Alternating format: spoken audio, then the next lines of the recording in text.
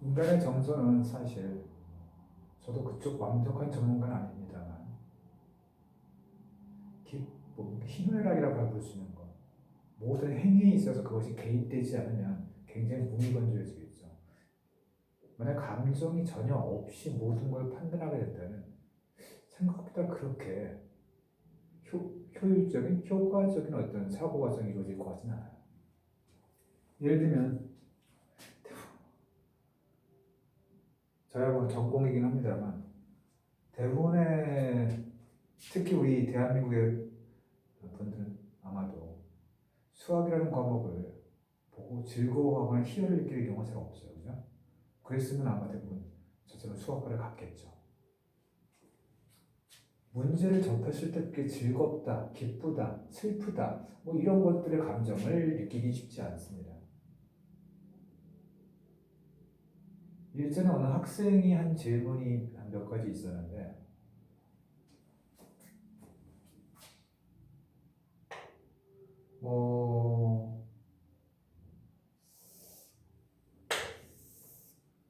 이건 사분면이라고 생각하면 여기 어디 한 점이 있고 이 점을 중심으로 원이 있으면 이 원이 반지름의 크기에 따라서 포함되는 사분면 개수가 한 개일 수도 있고 두 개일 수도 있고 세 개일 수도 있고 네 개 전부 다일 수도 있듯이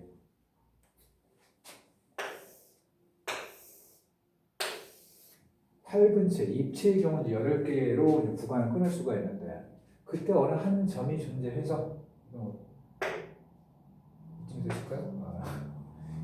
이 점으로부터 일정 거리가 있는 구, 스피어라고 하는 게 과연 몇 개의 분지에 걸쳐 있는 거예요? 판단을 어떻게 합니까? 라고 했어요.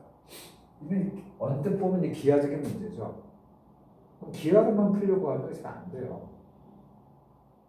마치 우리가 어떤 상황 같은 것들을 한 가지로 어떤 그런 걸로 바라보게 되면 해법을 찾기가 어렵죠.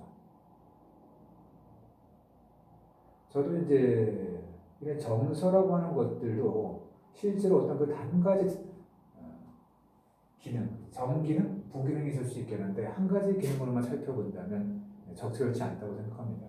근데 기하로만 보려고 하면 이렇게 까다로워요. 무슨 얘기냐면 그때 좌표가 뭐인지 정확히 기억 안 나는데 중심좌표 2, 마이너스 3, 뭐 4가 되는데 반지름이 그때 아마 24 정도 됐나? 그랬던 것 같아요. 그러면 당연히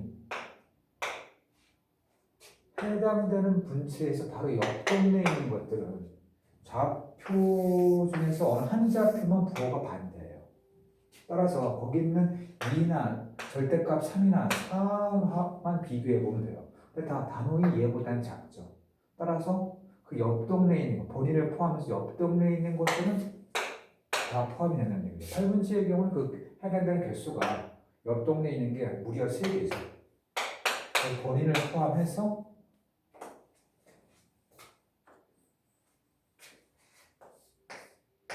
세 개는 기본으로 들어가고 그 다음에 이 길 건너 있는 대각선의 문제. 그럼 적어도 제시된 정보의 2개 이상씩을 봐야 돼요. 2, 4를 본다든지 3, 4를 본다든지 2, 3을 본다든지 제일 큰 게 3하고 4죠. 딱 해도 벌써 3하고 4 하면 그때 길 넘치죠. 그 외에 작아요. 따라서 여기다가 다시 또 2가지가 더 걸쳐질 거예요.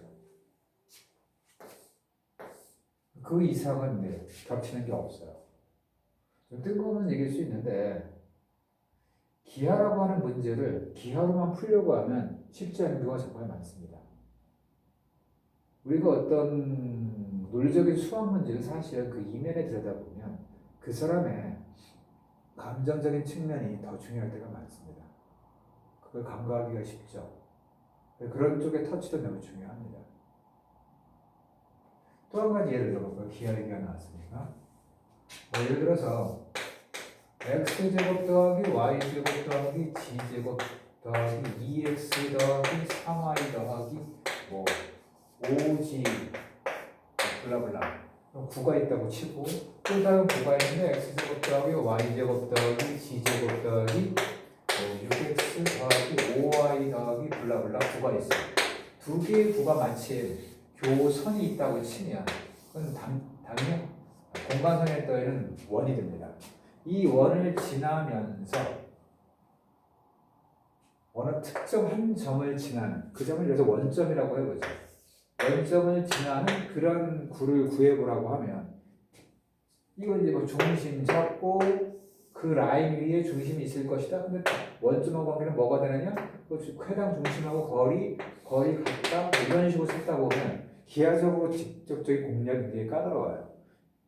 현재 우선 기하 교육과정에서 뭐 직선의 방정식을 3차원에 쓸 수 있는 것도 아니고 그땐 또 이 식을 가지고 간단하게 해결할 수가 있어요. 묶어주는 거죠. 어차피 두 개의 교선을 지난다고 하니까 두 개를 다 만족한다.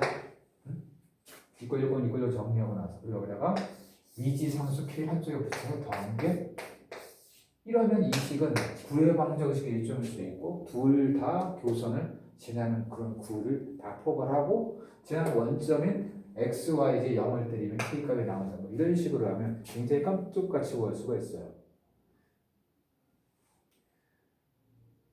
뭐든지 어느 한 가지 수학 문제를 한 가지 측면으로 접근을 하게 되면